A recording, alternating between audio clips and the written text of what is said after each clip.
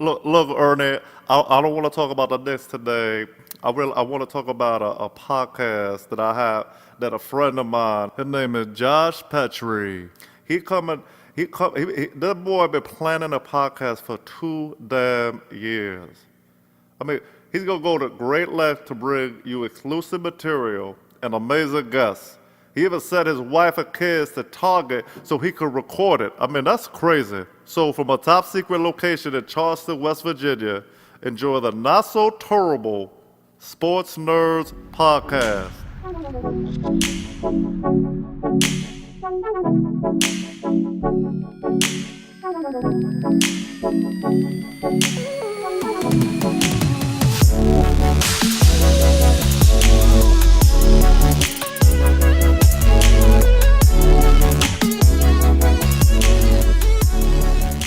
And now your host, my daddy, Josh Petrie. What's going on, everybody? Welcome to the first ever Sportsnerdz.com podcast, episode 1. You've heard me talk about it, tweet about it, post about it for the better part of 2 years now, but we finally made it. Wanted to say thank you to what may or may not have been the very talented Charles Barkley for the intro there, and to my daughter Breezy. You heard her on the little host introduction. She's 7. She said, "Daddy, when you start this podcast, I want to be involved." So that was my way of getting her involved, and with her little ornery laugh at the end of that one, I hope you enjoyed that. That sums her up perfectly. And I was also instructed or threatened to get her involved on the show, and she said, "Daddy, you better mention me." Wanted to put together a show today that kind of highlights what's transpired over the past 2 years. Hasn't been a stagnant 2 years. A lot of thought has went into this thing. When I brought you guys a podcast, I wanted to bring you professional-grade podcast, and in order to do so, I needed professional-grade equipment. Spent a lot of time, getting that together. I didn't want to do the podcast with the mic on my phone. A lot of beginner podcasts will use the mic on their phone or the computer speakers or something like that. But I have some professional grade equipment, in my mic and my camera and some soundproofing equipment, my computer and things like that. And at a later date, I'll put together a video or a podcast that kind of highlights some of the equipment I have in detail for you tech geeks. The past 2 years, I've also been spent making contacts, getting guests to confirm to come on the show at a later date. Some of those include, if you're familiar with the show Last Chance U on Netflix, Brittany Wagner has confirmed to come on the show. You know her from the saying, "Do you have your pencil?" And if you've seen that, you know exactly who and what I'm talking about. Some other guests include Freddie Coleman from ESPN Radio, who has also appeared on Around the Horn. Tony Kornheiser from PTI, who also done some Monday Night Football work back in the day. We want to do what's called a Legends of Wrestling month. We're looking to release a show one a week, 4 shows a month for 40 to 45 minutes. But like I said, we have wanted to do what's called a Legends of Wrestling month. We have 4 wrestlers that have confirmed so far. Some of the old school wrestling fans will recognize names like Big Van Vader, Raven, DDP, and Conan. You remember him from the NWO days. We're looking to get some more guys involved on that too. We're looking for Scott Hall, Kevin Nash, Ric Flair, and maybe possibly even some of the bigger names like Hogan and Sting and Luger and names like that. I hope to get those involved too. I wanted to also, on today's show, no guests, wanted to do a brief history on the history of Sportsnerdz.com and how all this podcast came to be. Sportsnerdz.com wasn't even the original name that we came up with. I don't remember some of the original names that we came up with, but when we did decide on Sports Nerds, we wanted to end with an S, but that was taken, so that's why you see the Z on the end. The site also turned 4 years old on July 3rd. If you're familiar with Sportsnerdz.com, you know that it looks pretty well. It's got a lot of content. The structure is pretty self-explanatory, but that wasn't always the case. In fact, back in the day, it looked pretty terrible. The excitement factor started to build. I wanted to shout from the rooftops that I had my own website. I wanted to tell everyone. It just wasn't ready. It was a shell of a website. There was not a whole lot of content, very little structure. The inspiration came from a friend at my day job, Jason. He runs myhuntprofile.com. It's an outdoor community that deals with hunting and fishing. You should check that out if you get the chance. I rely on this guy heavily behind the scenes to do some things for me. I don't think there's anything in the tech world that he doesn't know. So I owe a ton of credit to him as far as getting the ball rolling on this whole process with the website and the podcast. A lot of trial and error back in the day for the podcast. For the website. A lot of flops. Several modules didn't work. Some that did. Some that didn't work were fan clubs. Members on the site could create a fan club of their favorite team, put pictures within the fan club, talk about that team, or even get on someone else's team and bash that, as long as it stayed clean. Did okay for a while, got with the West Virginia Power, a minor league baseball team in downtown Charleston, and got some tickets, 4 to 6 tickets, and started giving away those tickets for certain comments within the fan club section, or if you even made a fan club of the West Virginia Power, I would give you tickets to the game. So it did okay for a while, but after the tickets were gone, so was the fan clubs. There was no incentive to sign up for that anymore besides talking a little trash. I mentioned members because back in the day you had to sign up on the site and be a member to even see this material, and obviously since then we've done away with that and opened the site up to the public. Another module that was a flop was the module called Game Zone. Over 4,400 games that weren't, very few were relevant to the site. 4,400 games, a lot of them contained adult material, and once again Jason, had to get in and take some of those games out. Games like Bejeweled, Frogger, Mario, and some weird little indie games, but a few little sports games, for the most part, not relevant to the site at all. So it did okay for a while. Some members competed against one another, and it kept track of standings and things like that. But after that died down a little bit, we had to get rid of it. Some of the things that did work were NFL Weekly Pick and March Madness brackets, which we still do. We just didn't do this year due to focusing on the podcast, but we're going to bring back when those seasons come about and try to implement something into the podcast itself. A terrible idea back in the day. Didn't know a whole lot about blogging, didn't really know how it worked, never really heard of a blog. Just, like I said, released it way too early. Was just excited to get it out there. I would take articles from ESPN.com, copy and paste them to my site, tell people to come check it out on my site so you wouldn't have to deal with the BS ads that come along with the bigger sports outlets such as Yahoo or ESPN.com and things like that. So went okay for a while, but was a terrible idea in the end. Started blogging organically a little bit. I guess if you can call it blogging. It was actually just some paragraphs that I would see what was going on, put some thoughts to paper, and blog a little bit. So that was okay. Eventually went to blogging a little more, actually making it look like an article and not just a paragraph. I wrote one called The Decline of High School Sports in the Kanawha Valley. It came straight from my brain, no inspiration from copy and pasting anything. It was picked up by some news outlets. They contacted me. They liked that particular article. They asked me if I wanted a job, or actually, I guess you couldn't call it a job. It was kind of a hobby of covering one school or the other, WU Marshall, on blogging just specifically for this school and getting paid per blog. But during that time, I couldn't dedicate all my time to do this due to the job, my actual job. So found out a guy that I grew up with was starting a radio station in downtown Charleston, WTSQ, the Status Quo. Looked at the lineup, seen they were having a sports show. Got involved with him, contacted him, and said I would like to come, check that out. It had always been an interest of mine. Radio has always been an interest. Never thought I would actually make it to radio, but I did. They invited me into a couple meetings, sat in on a couple shows, and eventually appeared as a guest on The Locker Room with Ray. Liked what I had to offer, made me a part of the show. The show turned into The Locker Room with Ray and Josh. As time went on, I brought in a couple more friends, and Kenny got involved too, and the show was renamed to The Locker Room with the Starting Five. We had a little studio with a ton of guys in it, some great banter and things like that, bouncing off one another. The show was going pretty well. Wanted to get the high school crowd involved, started bringing in some of the high school athletes, volleyball players, football players, some high school coaches, John Carpenter from Capital, and things like that. We started covering the high school game of the week. We wanted to appeal to the high school crowd, so we would cover the high school game of the week. We ended up covering South Charleston, Cowell, Midland, Riverside, George Washington, and places like that. Eventually went on to having some bigger names on the show. John Pennington played at WU. You'll recognize him from the catch in the back of the end zone against Pitt. I believe it was 2003. Carl Lee, who is from around here, played for the Vikings and the Saints for a while, was a Pro Bowler. Would talk about, picking off Dan Marino twice in the Pro Bowl, one of them being for a pick six.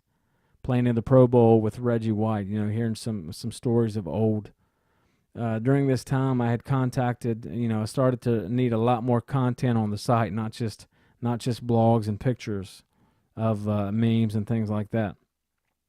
got with Jason. We put our heads together, decided that I wanted to get with a guy named Chad who was running a collectibles store in Charleston, who eventually moved to Taze Valley. It's called Sports Fans in Taze Valley. Got with him, asked him if I could come in and do some interviews with some of the guys he was bringing in, from former WU athletes, martial athletes, former wrestlers, things like that. He agreed. I came in, started interviewing these guys while doing the radio show. I would go there, interview these guys, talk about it a little bit on the radio show in exchange for ad space. Went well for a while, interviewed Mark Glowinski from Seattle, played at WU. He plays for the Seahawks now. Interviewed Wendell Smallwood, who played at WU. He's with the Philadelphia Eagles now. Interviewed Clint Trickett, Darryl Talley, the former wrestler Greg the Hammer Valentine. So we started to gain a whole lot more material on the site. Blogging skills got a little better. Did the radio show for about a year. After interviewing all these guys, I decided I wanted to focus on doing my own thing. I got a lot of inspiration from having these guys on the radio show, and everybody was a trickle effect. Chad, Kenny, Ray, all these guys, it was a trickle effect for me being where I am today, wanting to branch off and do my own thing. Getting back to the interview, some names I failed to mention that I have interviewed: Pat White, Steve Slayton. I wanted to do my part. Being from the area that I'm from, a lot of people don't have the means to make it to Morgantown to, watch these guys that they worship play for many different reasons. So I wanted to do my part and try to get them involved. It was the least I could do for some of my dedicated followers and listeners and things like that, to get them involved and ask these guys that they worship, the WU faithful worship, at least questions on a video interview. So that worked out pretty well too. Taking the site to the next step. WU was coming to the Greenbrier for their spring game. So I'm always looking for something new on the site. So I wanted to come up and cover them, try to get some pictures, some interviews and things like that. So I reached out to Mike Montoro, and he granted me credentials to come up and cover the spring game.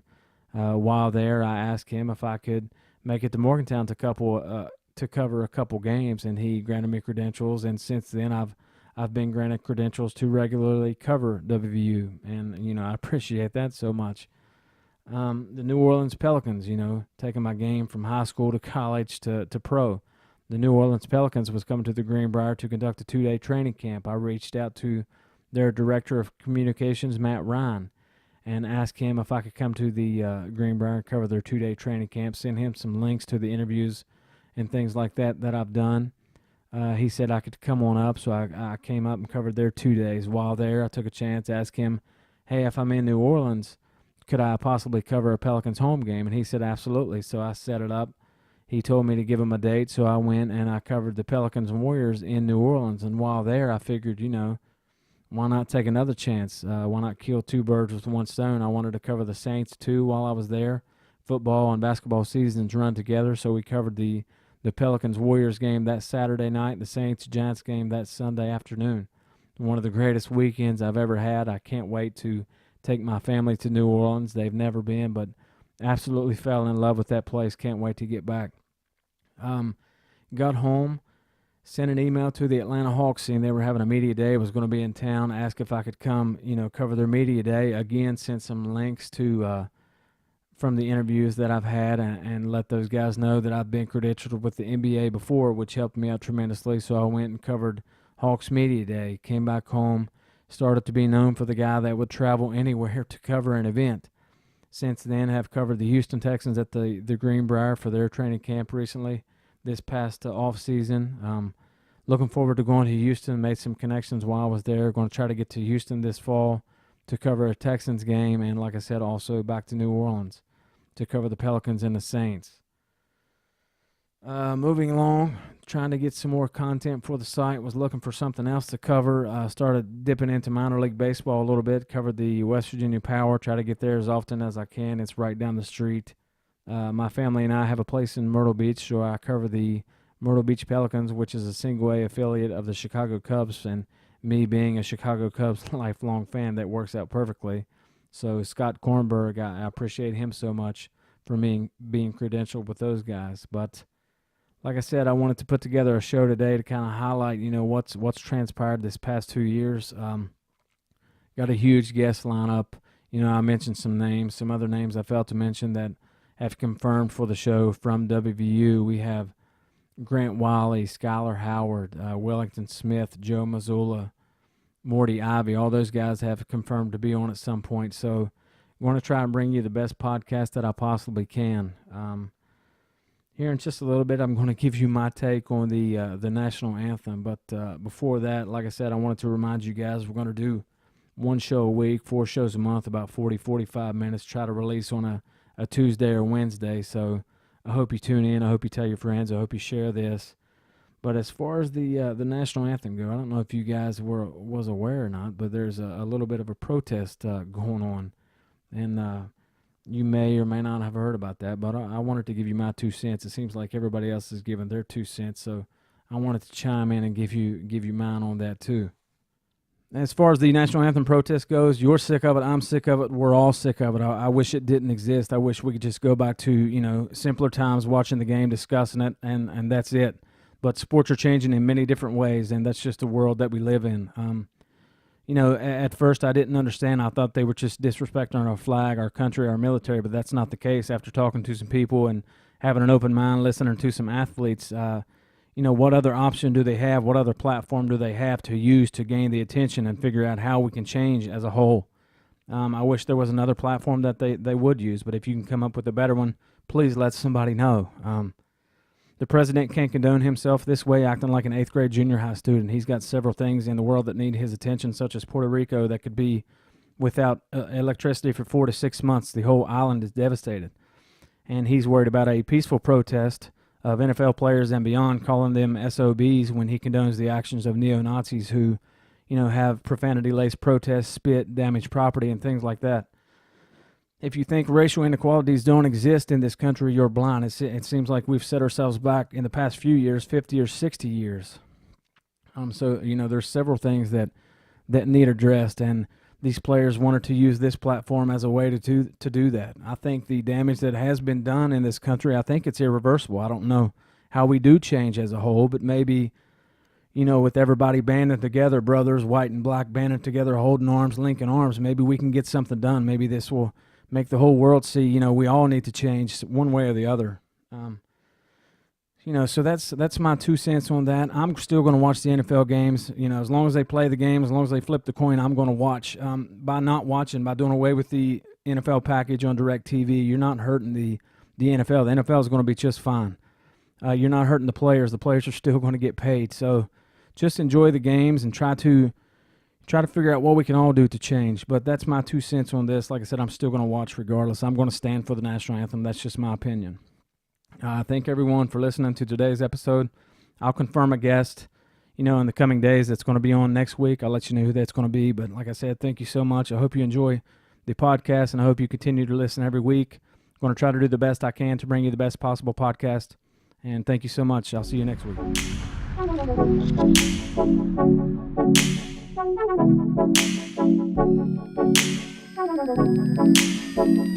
Thank you.